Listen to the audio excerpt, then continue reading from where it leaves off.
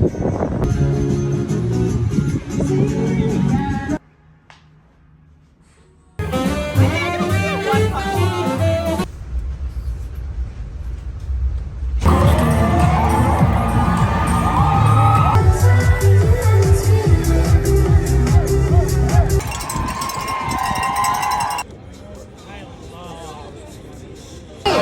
we use any more of this? Yes or no?